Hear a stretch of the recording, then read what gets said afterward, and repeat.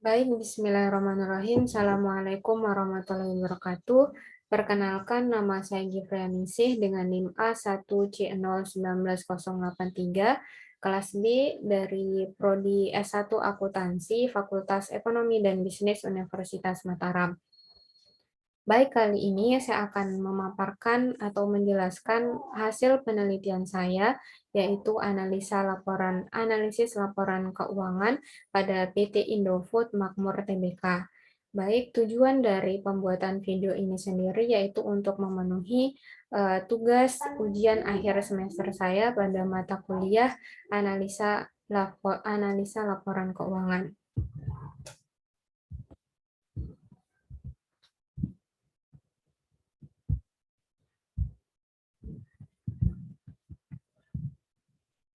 Baik, langsung saja.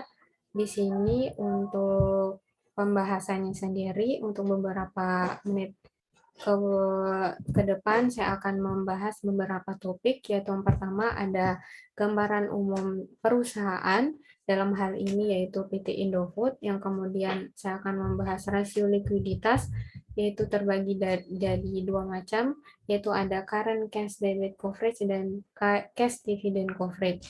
Yang kedua yaitu rasio solvabilitas, yaitu ada cash long term debit coverage dan cash interest coverage. Yang ketiga yaitu ada rasio capital expenditure dan investasi, yaitu terdiri dari dua bagian, ada investment atau CFO atau cash flow operasi plus in financial ratio. Yang kedua ada operation atau investment ratio. Yang ketiga itu ada analisis cash flow return. Di sini cash flow return ini sendiri terbagi jadi tiga bagian. Yang pertama yaitu cash return on sales ratio, cash flow to net income ratio. Yang ketiga ada cash return on stakeholder equity ratio. Dan pembahasan yang terakhir yaitu mengenai analisis horizontal dan vertikal pada laporan keuangan PT Indofood Makmur Tbk. Baik, di sini saya akan menjelaskan mengenai gambaran umum dari PT Indofood Sukses Makmur Tbk. PT Indofood Makmur Tbk atau lebih dikenal dengan nama Indofood merupakan produsen berbagai jenis makanan dan minuman yang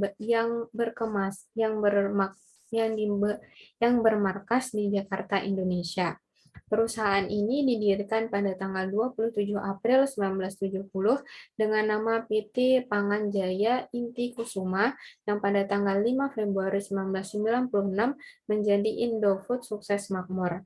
Nah, PT Indofood Sukses Makmur Tbk sendiri sudah terdaftar di Bursa Efek Indonesia dan sahamnya sudah bisa diperjualbelikan. Di sini sebelum kita menganalisis terlebih lanjut, kita harus mengetahui apa tujuan dari analisis atau rasio-rasio analisis yang kita gunakan.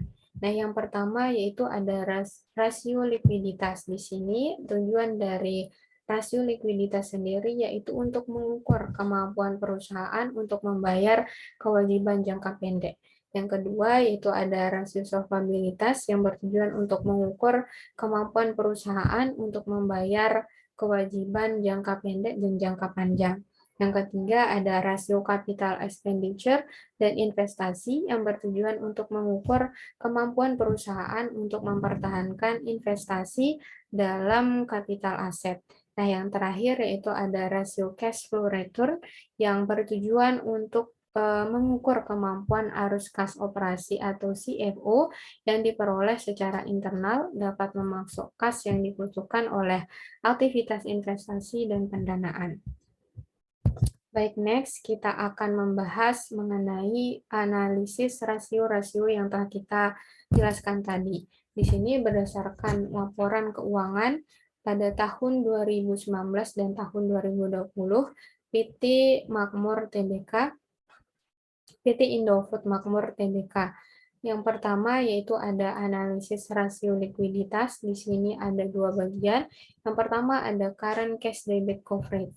di mana current cash debit coverage ini bertujuan untuk mengukur kemampuan cash flow operasi perusahaan dalam memenuhi kewajiban jangka pendek, di mana current cash debit coverage ini rumusnya yaitu CFO dibagi rata-rata kewajiban lancar.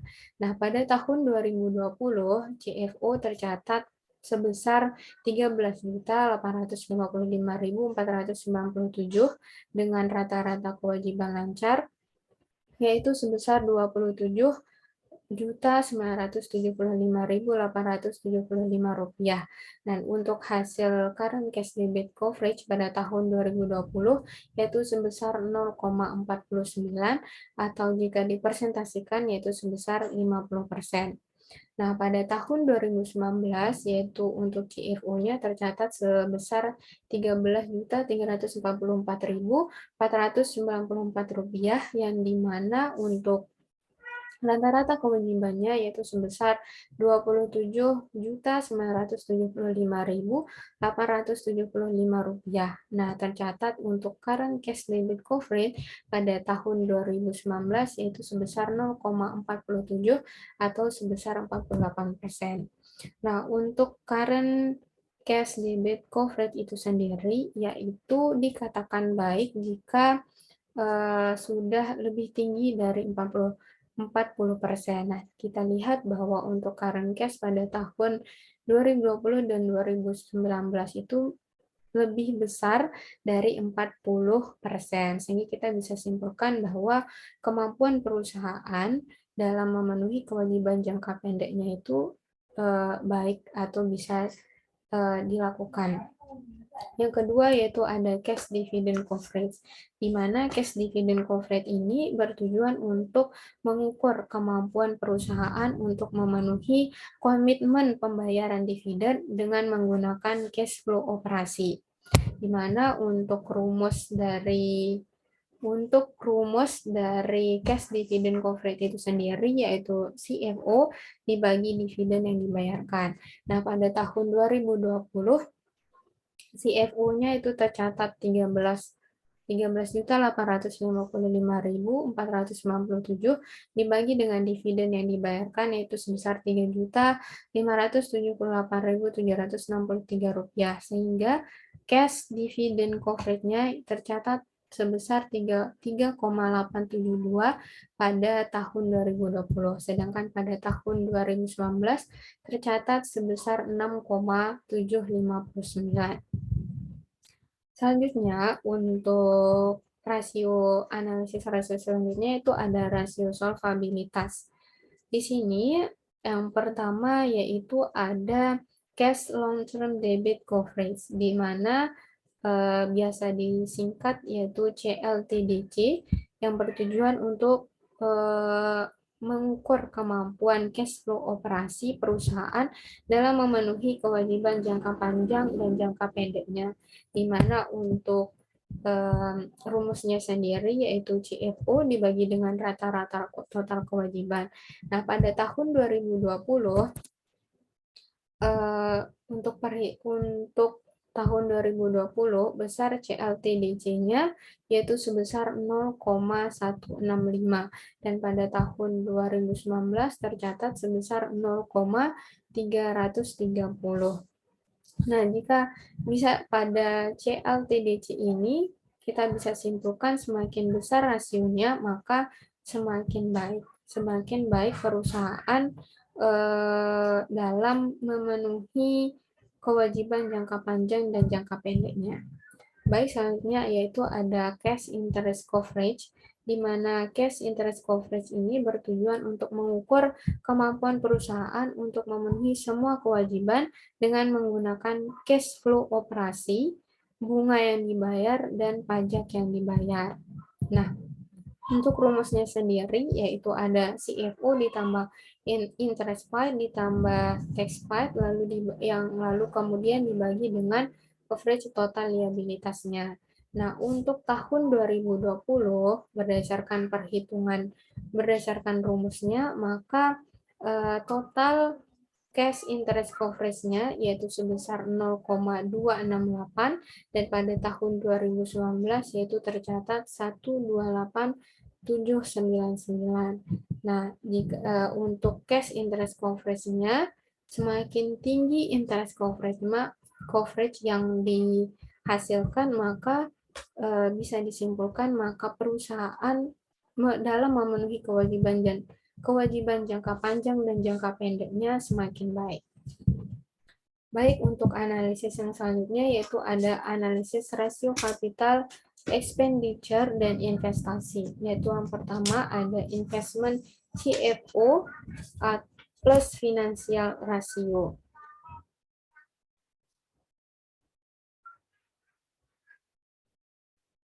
Di mana untuk rumusnya sendiri yaitu ada net cash flow per investasi dibagi dengan CFO dengan financial activity-nya. Nah, berdasarkan perhitungannya, berdasarkan rumus yang ada, yaitu maka pada tahun 2020 tercatat untuk investment-nya yaitu sebesar 37% dan pada tahun 2019-nya itu tercatat 22,86%. Maka kita bisa begitu juga dengan investment-nya untuk rasio untuk investment-nya atau CFO plus finansialnya, maka jika semakin tinggi rasionya maka bisa disimpulkan perusahaan semakin baik dalam memenuhi membiayai capital expenditure-nya. Yang selanjutnya yaitu ada operasional atau investment ratio, di mana rumusnya itu CFI dibagi dengan CFO, maksud saya CFO dibagi dengan CFI-nya. Nah, pada tahun 2020 berdasarkan perhitungannya total operasinya itu operasi atau investment ratio-nya sebesar 37% dan pada tahun 2019 itu sebesar 22,86%. Nah, rasio yang terakhir, analisis rasio yang terakhir yaitu ada rasio cash flow return. Nah, yang pertama yaitu ada cash return on sales ratio. Di sini cash return on sales ratio ini bertujuan untuk mengukur kemampuan perusahaan untuk menghasilkan kas dari penjualan. Adapun rumusnya yaitu cash flow operasi dibagi dengan penjualan, di mana kita tahu pada tahun 2020 tercatat penjualannya itu sebesar 82.731.496, sehingga untuk persentase cash return on sales-nya yaitu sebesar 70% dan pada tahun 2019 juga 17% maksud saya.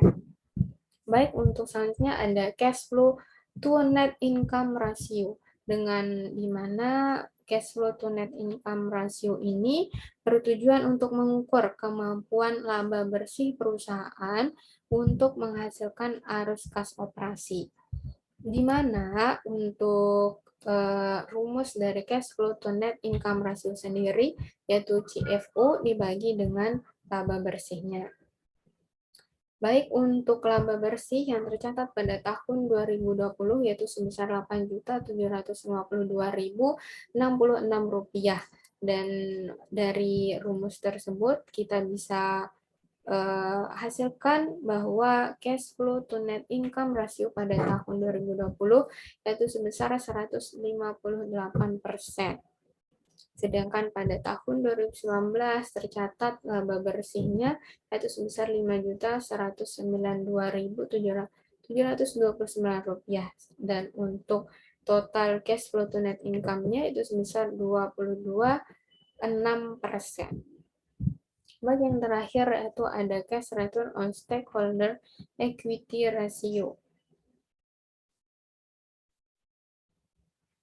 di mana tujuan dari analisis ini yaitu untuk mengukur kemampuan perusahaan untuk menghasilkan cash return yang cukup untuk pemegang saham. Di mana adapun rumusnya yaitu CFO dibagi dengan average stakeholder equity. Nah, tercatat untuk cash return on stakeholder equity pada tahun 2020 itu sebesar 1,1578%.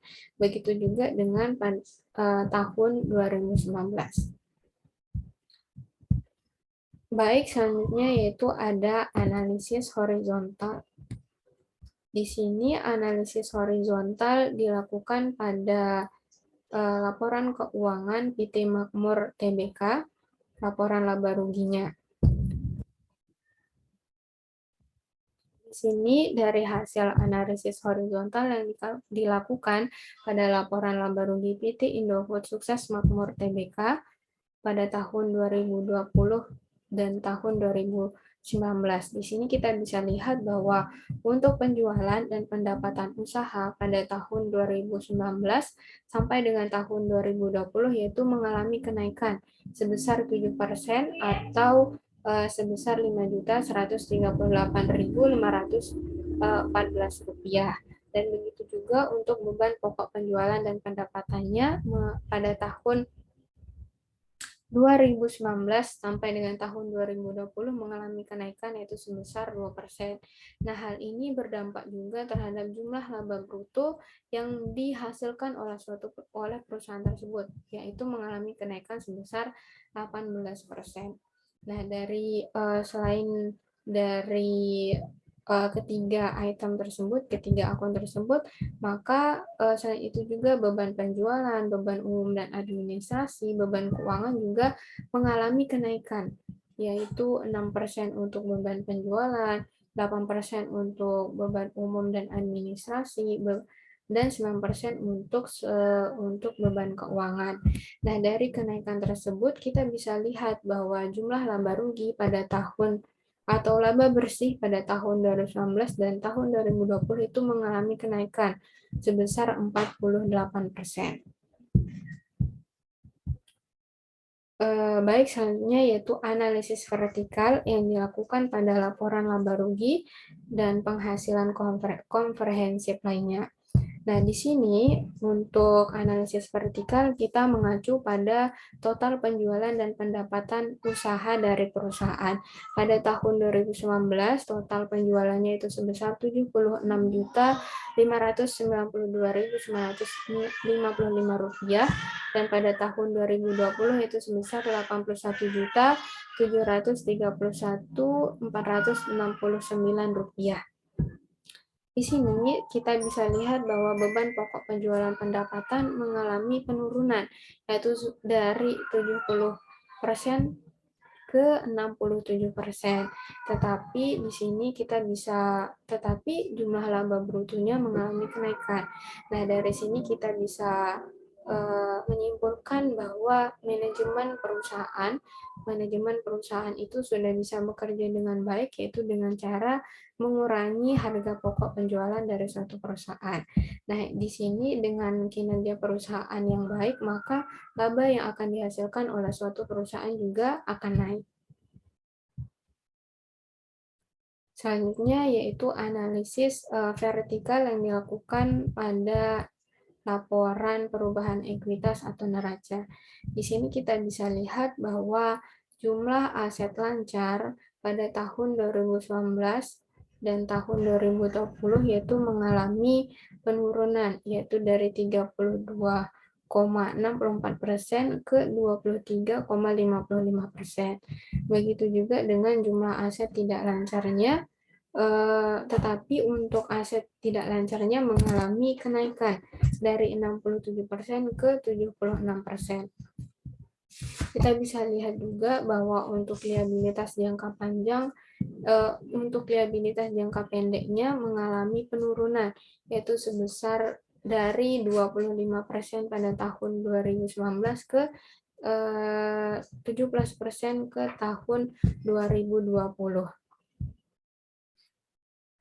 Nah, di sini kita juga bisa lihat untuk liabilitas jangka panjangnya itu mengalami kenaikan dari 41 ke 66%.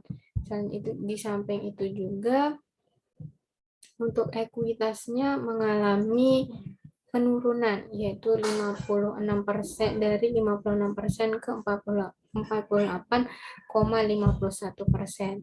Nah, dari analisis vertikal yang kita lakukan pada laporan ekuitas atau neraca di sini, kita bisa lihat bahwa terjadinya penurunan dan kenaikan dari aset-aset yang dimiliki oleh perusahaan. Di sini kita bisa simpulkan bahwa manajemen perusahaan bisa bekerja dengan baik, walaupun bisa di satu sisi ada penurunan, di satu sisi ada kenaikan. Di sini ada keseimbangan kinerja yang dilakukan oleh suatu perusahaan.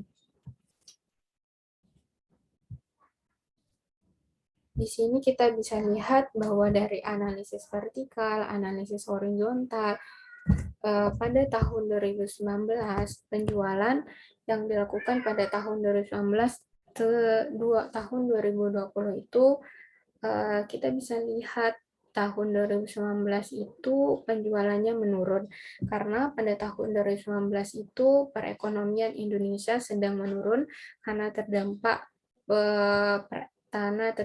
pandemi COVID-19. Tetapi pada tahun 2020 bisa bangkit lagi dan manajemen perusahaan dapat memberikan inovasi-inovasi yang lebih baik lagi untuk kelangsungan perusahaan. Baik, mungkin hanya ini presentasi dari saya. Kurang lebihnya saya mohon maaf. Wabillahi taufiq wal hidayah. Wassalamualaikum warahmatullahi wabarakatuh.